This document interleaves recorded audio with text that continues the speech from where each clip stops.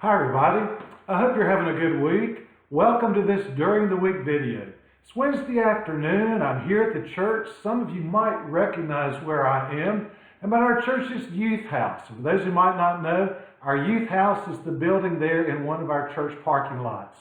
There's a reason I'm here, which I'll talk about in just a few minutes. I want to share with you some things that are happening for us this week and also coming up in the weeks ahead. Rachel's Archives project has begun. There's a group working on it in the fellowship hall this afternoon as they're starting to go through boxes with church information, and they're going to be sorting it and organizing it. We thank everyone who is helping today. I don't think they're going to get it all done in one session, so if there are others who might be interested in this project, please let Rachel know.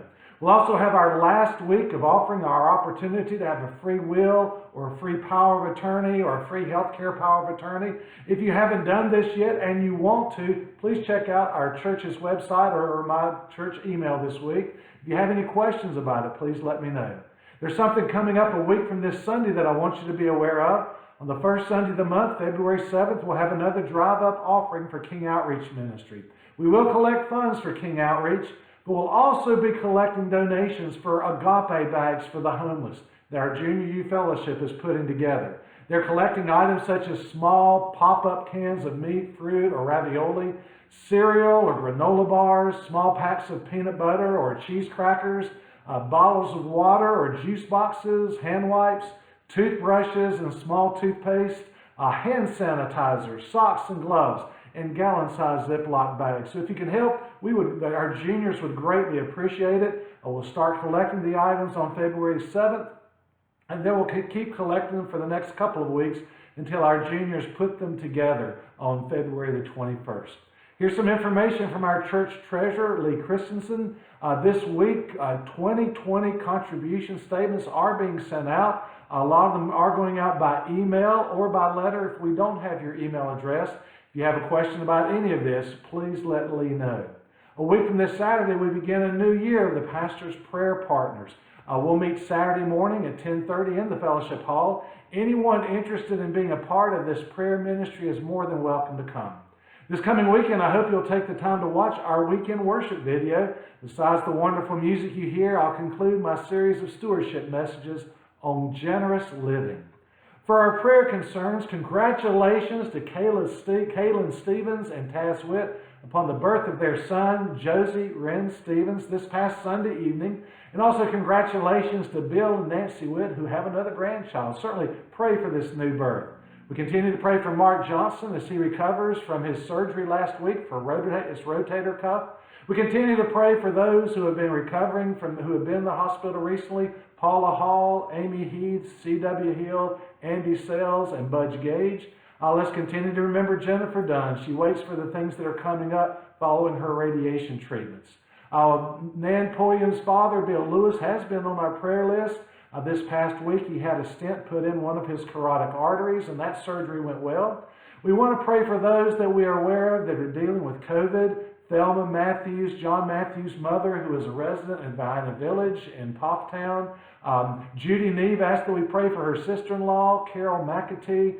She's been in the hospital at Versailles struggling with COVID. Terry Lyda's neighbor, Charles Greenlee. And then maybe you know of others who have it or dealing with it. I know my stepson Adam and his wife Erin are still going through their quarantine. They have about another week to go on that. So let's certainly pray for all who are dealing with that. Let's remember Virginia's southern son, Chris Arrington, and his upcoming surgery for cancer. Terry Latham asked that we pray for her uncle and aunt, Ralph and Maybelline Harris. Let's continue to keep Mrs. Harris in your prayers. She's dealing with a rare blood cancer. Barbara Sudall asked that we pray for her uncle. His name is Tom Day. He has been in intensive care at Wake Forest Medical Center. You might have seen in the local news a little over a week ago about a shooting in Yadkin County.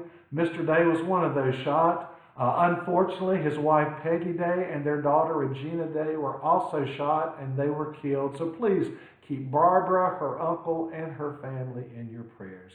We continue to pray for our schools, for our administrators, our teachers, our students. We pray for our preschool. We pray for our college students. Continue to keep in prayer our health care workers and all that they are dealing with. We pray for our nation as we continue to deal with this pandemic. And certainly pray that the vaccine gets out to everyone who wants it as quickly as possible. And maybe one day, hopefully soon, this pandemic will be behind us. The reason why I'm here at this youth house is not only is because this is kind of a fun place to be, and boy, I'd certainly like this chair right here, but I'm here at the youth house just taking the opportunity to share with you how blessed we are here at King Moravian to have youth and children in our church family. This past Sunday, our youth groups got together for the first time this year. Our senior highs and middle highs went golfing and putt-putting in Mount Airy, and I heard they had a great time. Our juniors met here at the church for lunch. Besides enjoying hot dogs and ice cream sundaes, we also talked about heaven, and part of it was drawing pictures of what we thought heaven was going to be all about. And here's some of the pictures our juniors drew. This is the one Elizabeth did. Here's the one that Hannah drew. Here's the one that Maddie had for us. See, there's really some neat pictures and a lot of thought went into these. Here's the picture from Bryce. And here's the picture from Cooper.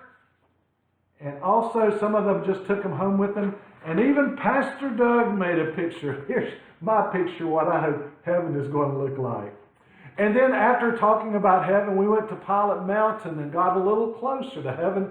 We had a great time hiking. You know, our church family is blessed with our youth, and let's keep them in our prayers. Since we've been dealing with COVID, it's been tough on a lot of people, and it's been tough on our youth and children. One thing I want our children and youth to know, and our families to know, that you are in my prayers. As we can continue to live in these difficult and challenging days, I hope that I can be and that our church can be a strength and support for our youth and children. I know Rachel and I have had several conversations about what we can do for our young people. We want them to know that we are here for them. If there is anything that we can do for our youth, please let us know.